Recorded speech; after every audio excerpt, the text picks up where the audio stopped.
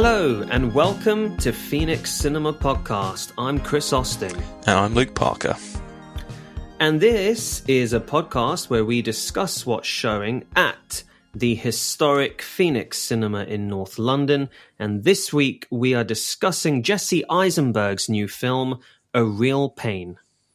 So, A Real Pain is a film about two estranged cousins, David and Benji, who reunite to travel through Poland on a tour to honour their recently deceased grandmother, a Holocaust survivor, which forces them to confront their family history and the complexities of dealing with pain, both personal and historical, while navigating their contrasting personalities and strained relationship against the backdrop of the concentration camps that they visit. So Chris, what did you think of this one? Dude, I loved it. Okay. I loved it. I thought it was such a wonderful movie. So well observed and honest. Mm-hmm. It's moving. It's funny. I was really so impressed with it overall. Awesome. Yeah. Wow. Okay. Yeah. Have you got a different take? No, I liked it. I did like it. I think it's a very good case study of how a filmmaker can make a really quite complex and emotional film all neatly wrapped up in what was actually less than 90 minutes. So that was kind of refreshing in that sense. Indeed, yes. I mean, I know that Kieran Culkin is kind of, everyone's going a bit crazy about his performance, and rightly so. It's a very, very well, it seems to be a very taxing performance, and it's just, he does such a good job. But for me, I think Jesse Eisenberg is just as good, if not even better. Oh, okay. Yeah, I really loved him in this film, and I felt, at least for me, his character's someone that I could relate to, I think. Mm-hmm. Someone who's always felt kind of restrained by thinking too much about what others think, and someone who wishes they could just kind of let loose and be a bit freer. So I kind of related to him in that sense, and watching the contrast of their two personalities on the screen, it's endlessly fascinating. And I think, like I said, they both did absolutely incredible jobs. Yeah, I totally agree. And actually, I'm so pleased that you mentioned that you see yourself in one of these characters. It's so interesting because I actually see myself in both of them. And that's why I think the film is so well observed. Because, there are definitely moments where I can see my own life being reflected back at me. And to what you're saying about the character of his name is Benji, right? Who Kieran Culkin. Kieran Culkin plays. Yeah. You know, it's funny because naturally his character and his role is the showiest part, right? And I think it's actually a really incredible gift to be given as an actor, to have Jesse Eisenberg approach you and be like, I want you to play this role, because as it's written, it's the standout role. And he's winning all the awards for it and all of that, and he's been nominated, and that's excellent. But yes, I agree with you. Eisenberg is just as good in his... There's something so subtle and simplistic about what he's doing, but no less honest and human and relatable. Yeah. And there's one line in this film, and it's in a standout scene for me, that's delivered by Jesse Eisenberg, and it's, I don't know it verbatim, but it's along the lines of, because I think my pain is unremarkable, I try not to burden other people with it. And that's kind of something I think so many people can relate to. And I guess in a sense, that's kind of what the film is about. It's about different people's types of pain, how they deal with their pain, how people try to understand each other's pain. So it was very impactful for me. Yeah. Oh, excellent. Yeah, excellent. That's such a good, thank you for bringing that up as well. I didn't actually specifically remember that line from the film, but that when you say it, yeah, that's a beautiful line.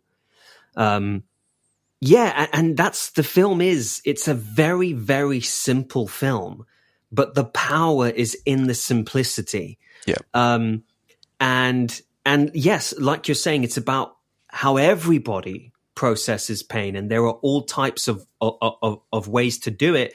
And it's not only Culkin and Eisenberg, but everyone is great. The whole ensemble cast. It's truly an amazing cast, and it truly feels lived in and unique. Yeah, totally agree with that. For me, it is an emotional film, but it didn't really get to me until the very final scene. And Oh, obviously, I don't want to spoil it or anything, but the film basically finishes the exact way that it starts. And for a lot of the film, I didn't really actually know what I thought about it. I knew that it kind of touched me in a way, but I wasn't convinced. And there's a final shot of Kieran Culkin, and I don't know the best way to describe it for me. It reminded me of almost this innocent little dog that's just been abandoned by its owners. You know, these kind of, he sat there in an airport lounge and looking around him, his eyes dashing forlornly at the world around him, with like so much pain behind his eyes, but almost like this little glimmer of hope and longing, yeah. And it just really hit me, you know, and that was kind of, yeah, it just left quite a big impression on me, that final shot. Oh, I'm so pleased. I'm so pleased you said that, because in walking out of the cinema during the closing credits, I found myself tearing up and like almost unexpectedly becoming very emotional because of where we cut and what that final scene and what that final shot is.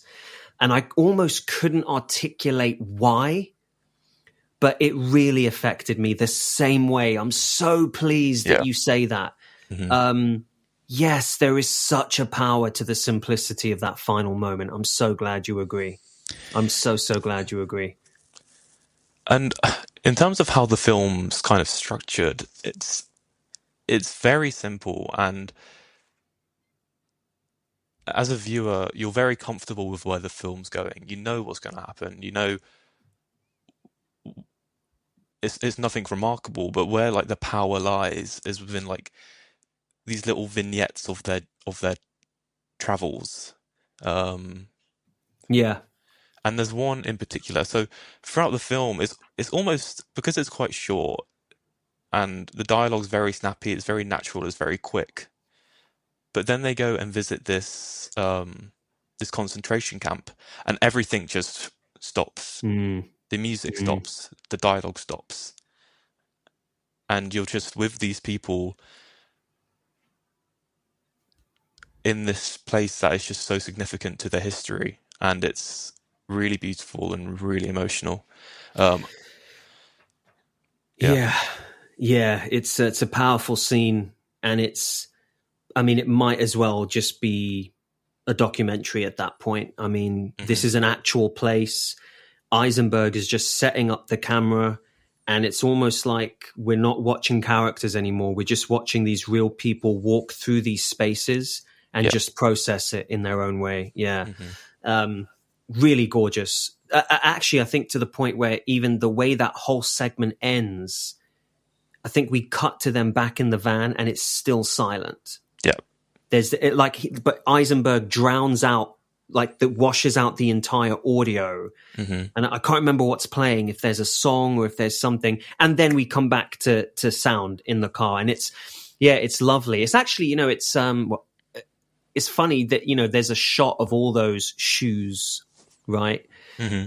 from those who were killed in the concentration camps. And it's the second time in a year that we've seen a shot of, garments and clothing and shoes so powerfully, referencing the Holocaust. I'm thinking of The Zone of Interest.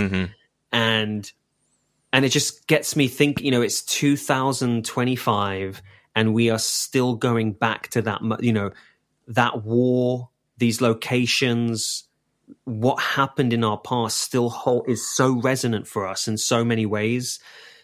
It's amazing how many years later it still affects us. And I guess in really, in the grand scheme of things, the reason why it's so impactful is because it wasn't actually that long ago, was it? I guess so. It's hard to believe that something like this actually happened. That it could happen. Could technically be in someone's lifetime that's living today. There's still people alive who survived, who went through this. Which is why I guess we are still trying. That's why it's so prevalent in our pop culture, in our art, right? Because if it is something, I guess we're still trying to grapple with. Yeah, 100%. And speaking of that, it's such great location work as well. I feel like I visited Poland and I was taken on a tour. You know what I mean? Yeah, I mean, I know it's bad, but I think a lot of the time people have this image of Poland of just being full of like this Cold War Soviet era big towers of flats, very grey, almost brutalist architecture to a sense. But they really visit some incredibly beautiful locations. I think when they visit, I think it was called Lublin.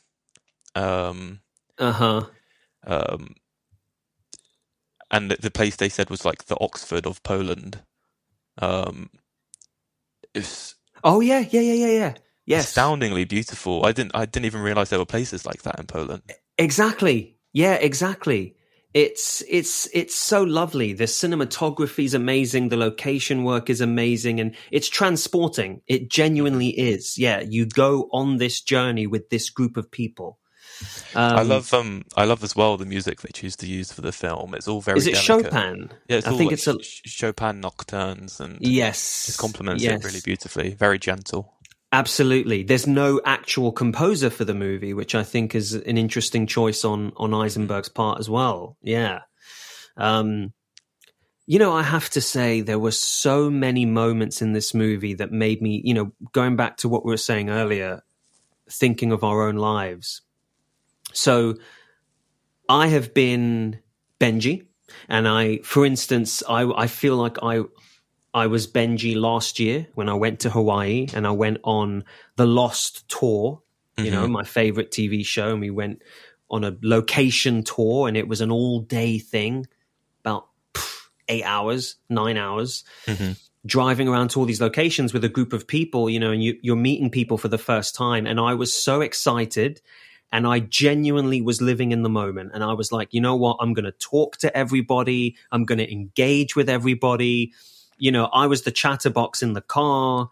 Me and the tour guide actually had a lot of banter, a lot of back and forth. You could call it tension in a way, because he would claim to be a bigger expert than me and I'd challenge him. But it created a lot of fun in there was so much. And when we went to eat, I would sit with them. I'd sit with everybody and I'd eat with them. And, I felt like Benji on the Lost tour.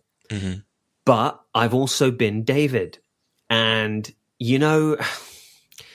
oh my God, it's just so incredible, the separate moments in this film. But, there's a shot where you see this entire tour group walking ahead of David. Yeah. And David's on his own. I think that happens multiple times, yeah. Multiple times. And you see, and I watched him very closely, Jesse Eisenberg, in this moment, and you just see he doesn't even know how to carry his body. That's how uncomfortable and awkward he feels. And I remember being David specifically so I was on a couple of times. I flew to Malta to do these corporate shoots, for this cruise company. So I would, as an actor, I'd go there and do work off of this awful script and just do a movie for staff on this cruise ship, training video. But it was really high, like technical level. Like the budget they had was insane. Anyway, the director and the crew, they every time we ate dinner, they made sure we were always together. Everyone, cast and crew, eats dinner together always, which is a nice thing, right? However, on this shoot, I remember one night I never felt particularly. I was definitely not Benji. I wasn't. There was one guy, I can't remember his name. He was like the alpha of the group. He was Benji, right? Everyone thought, oh my God, this guy is so funny. He's so charming. He's so, he fluid in a social situation. He can just charm the pants off of everybody. And I don't know, maybe it's me, but in those sort of situations, I tend to go inward. I become very quiet and I sort of become a bit, I isolate myself in a way, and I don't compete. I'm not a competitor. I'm like, I am who I am. And if this person is clearly the shining light here and everyone loves him, you take center stage, my friend. I don't care. Mm-hmm. But it came to I really remember feeling so insignificant on this night. We were all sitting around, we'd finished dinner, and he was the center of attention from the director, from our fellow actors, everybody. Anyway, at one point, the director said, anyone want another drink? Who wants a drink? Drink. And he's going around the table and he pointed at me as well as one of them. And I said, yeah, sure. I said, I'd have a beer, I think, whatever. Okay, yeah, get a beer for you, blah, blah, blah, blah, blah. Okay. He went off with maybe the cinematographer. They went to the bar. They got a round of drinks. They came back to the table. He put everyone's drink in front of them, sat down. They all carried on conversation, and he forgot to get me a drink. And I remember thinking, right, that's my cue. And I got up and I said, good night, everybody. See you tomorrow. And I went back to my hotel room. And I just remember feeling so small, again, so insignificant. I remember thinking, he asked me what drink I wanted and he got everybody else's, but and I know it wasn't malicious, he genuinely forgot I was even there. He forgot, you know what I mean? Mm-hmm. And so, all of this to say, the movie made me absolutely feel these things of like, oh my God, yes, I've been through this. Yeah. I've had this 100%. Yeah. Yeah, I definitely, I didn't kind of resonate with Benji just because that's very not me. But okay, very much with David. I've had so many experiences where I've felt what he felt basically throughout this entire film. Yeah. How remarkable, is that? And there's such a natural chemistry to everybody as well. I mean, David and Benji's relationship, it feels like there's so much history to it. Oh, it's incredibly authentic. And yes, I think it's more like a testament to their performances because a lot of it just doesn't feel scripted. And I'm curious to how much actually was or wasn't scripted. Yes, exactly. Very, very natural. Yeah. So natural to the point. There's a scene where they're both in a lift with a stranger in a hotel, and they're both trying to get to the roof of somewhere. Yeah. And this guy in front of them is reading a book or a paper, and he just says something in Polish. Don't know why. He hasn't literally turned around and addressed them. It's just the three of them in a lift, and he says something out loud, and Jesse Eisenberg just goes, and him and Benji look at each other, and they both crack up in a way where you crack up, but you don't want to be disrespectful. So it's literally just like, and it was such a natural moment. I found myself genuinely laughing along with them because I was like, okay, you can't script that. I mean, surely, right? Mm-hmm. And if you did, well played, because that was so natural. Yeah. But even like the clearly scripted moments, they're just, again, very authentic. I mean, I mentioned it before. There was the one scene where they're all out for dinner with the tour group, and oh God, yeah. Kind of, we have this small intro at the start, each person, and kind of their motivation for being there. Right. But then once we get to this dinner table scene, it's their stories again, but it's just at such a deeper and more personal level. And it's really there where we actually fully understand these characters, especially David and Benji. Especially, yes. Yeah. Yes, exactly. Oh my God, that's a great scene. That's a standout scene for me. 100%. Yeah, it really is. And I mean, even, like we get to the end of this whole tour and Benji is spoken to by everybody in that tour like, you're amazing.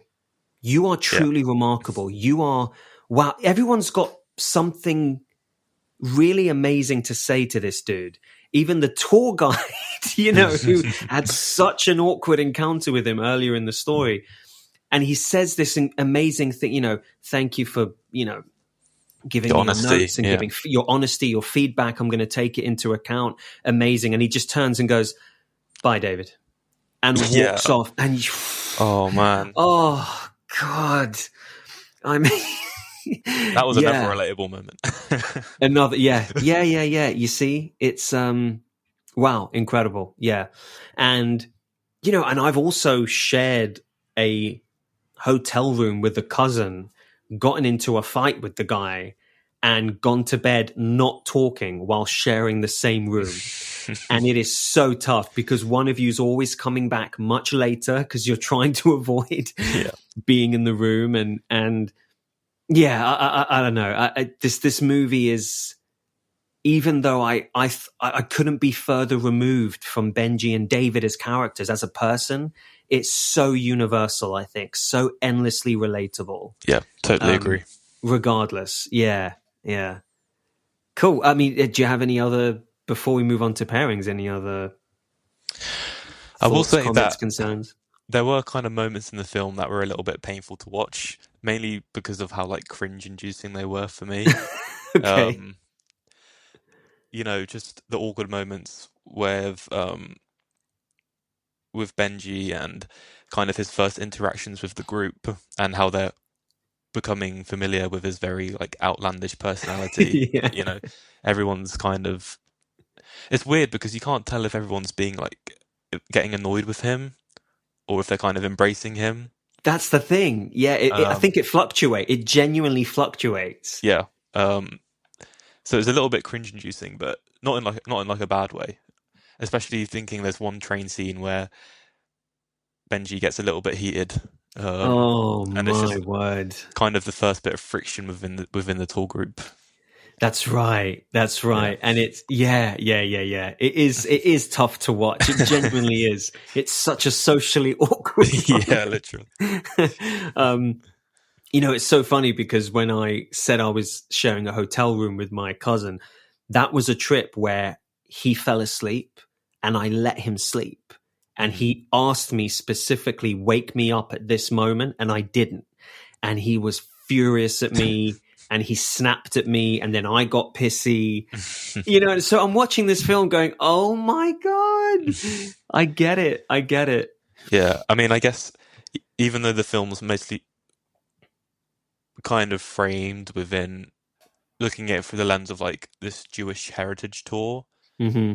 But I think you'd be mistaken to think that the film is exclusively about the Jewish experience, because Correct. the film it's universally about pain, and it's something that anyone watching it can relate to. Yes, perfect, exactly that. Yes, exactly that. Yeah, I couldn't agree more with that. And yeah, well, I mean, do you want to do? I'm so curious to hear what your pairings are for this. Yeah, sure. I mean, you go first this time. Okay, so I've decided to go off the beaten path a little. Okay. And so I haven't paired this with a movie, but I've paired it with a TV series. Okay. And the TV series is called Reservation Dogs. Have you heard of it? Yeah, I think you've told me about it before. Me? Yeah. Okay, yeah, probably. But I haven't seen it. Okay. Oh, dude, I'd like you to watch it. It's co-created by Taika Waititi. Mm-hmm. And yeah, it's essentially about this group of kids. I say kids, they're like teenagers, indigenous teenagers. And they live on this it's a reservation basically, and so they're like it's an almost entirely indigenous North American cast and crew, and so it's nothing to do with the Jewish community, but it is very much about a specific community, just like this movie is, and yet, like you said, doesn't have to be exactly that at all because it's so relatable and universal. But yeah, it's a series that basically is about their heritage and their sort of their desire to escape their community and like the limitations of what they see as the limitations of their community. They are a close group of friends, and when the series starts, one of them has died. He's killed himself, the brother of one of the friends. And so they all decide, this is season 1, by the way. I'm talking about season 1 specifically. I kind of fell off the series as it carried on, but they all decide that they're going to elope and sort of do this cross-country trip to LA, to California, because that's, I think, what the brother who killed himself always wanted or something like that. So in that sense, very much like this movie, they're traveling to a place in honor of someone who has died in their lives. And then, yeah, each episode sort of dives into each individual character and sort of, their emotional story. Okay. Yeah. Cool. Yeah. Yeah, I remember you raving about the first season, actually, quite a while ago. I think, in my opinion, the first season's the best. Yeah. Yeah. Okay. Oh, very cool. Mine is what? So, A Real Pain, it's, at least to me, it seemed like a film that was about learning about each other's pain and learning to understand pain in the world around you. And essentially then about learning empathy. And I thought this would be a nice film to pair with a coming-of-age film about someone who's kind of learning more about the world around them and trying to understand people in the world around them. Mm-hmm.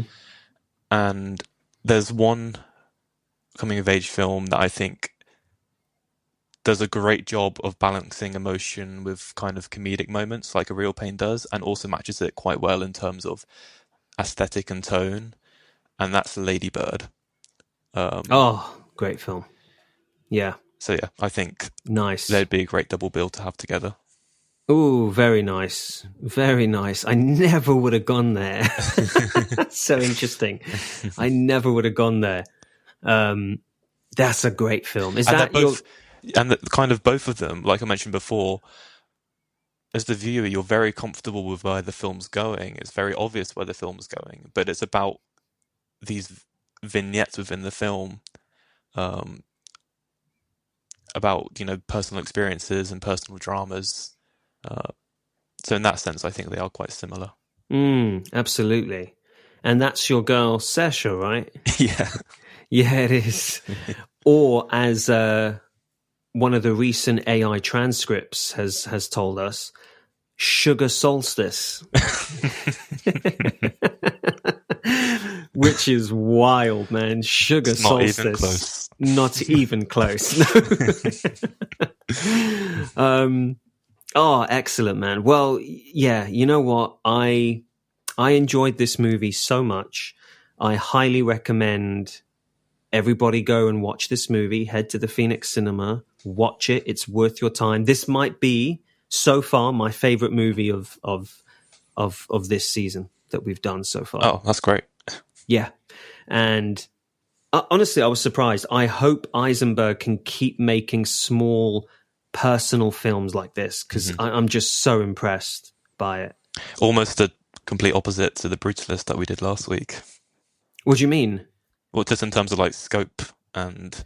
Totally. Yes, totally. It is nowhere near as stylish or bombastic as that film.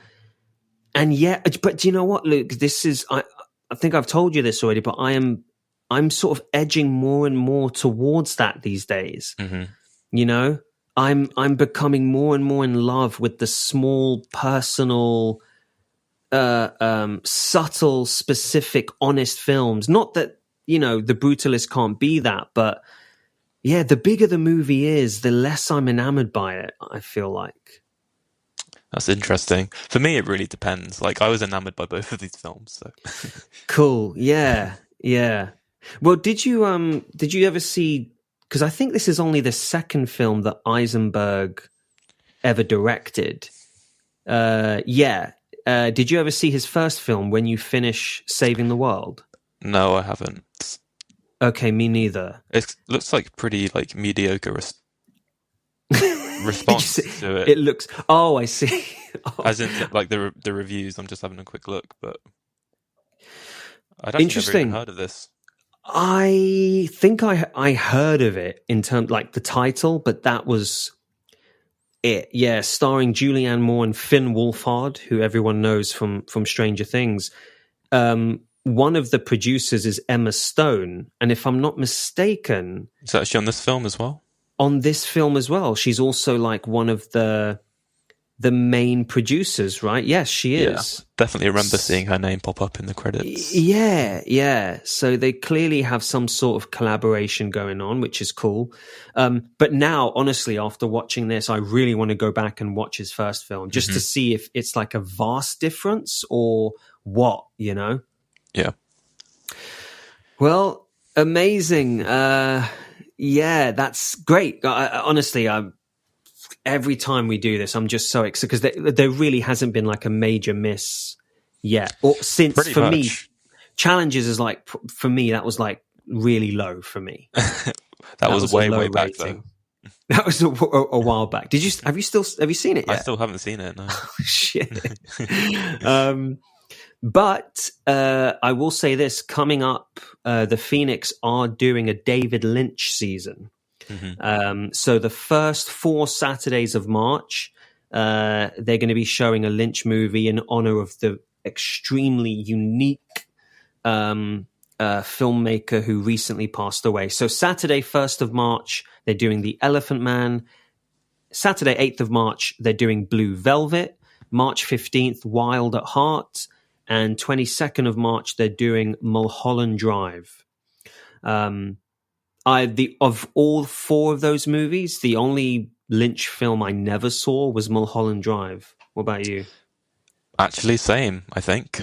Oh, okay. Yeah. Okay, yeah. I haven't seen the Twin Peaks film either, actually. What? Fire Walk with Me. Yeah. Dude, it's cool. It's cool. But I think you have to really be in the Twin Peaks frame of mind. You know what I mean? Do I have to watch the TV show again before watching the film? And the thing is, are you going to do that? Because let's be honest, you might watch season 1, but season 2, you're going to tap out at some point. Yeah. I did a whole Lynch run, and I made my way through Twin Peaks season 2. I don't know how. It wasn't that bad. Man, someone turns into a desk drawer knob. I mean, it was pretty dire at times. But yes, after that, then I watched the prequel movie, and then I watched the Revival series, which the Revival series is some of the most insane, not even just television, but insane scenes I've ever witnessed put on screen. Oh, cool. I haven't seen that series either. Dude, it's actually worth doing all of it just to get to that Revival series. Okay. Yeah. It's wild, man. I've heard, yeah. Yeah. All right, well, cool. I guess, Luke, I'm going to see you on the next one, my friend. Definitely will. And everybody who's listening, our mums, probably. Thank you for listening. Special thanks to Phoenix Cinema. Our music is by Stefan Krieger. You can find more of his music on stefan-krieger.com, and our episodes are edited by Noah Anderson. Please share spread the word, share it if you like this podcast. It will help us massively. Rate it, subscribe to it, and then after you've done all that, go and watch A Real Pain at the Phoenix Cinema. And you know what? I'll watch this again, and I'll see you there.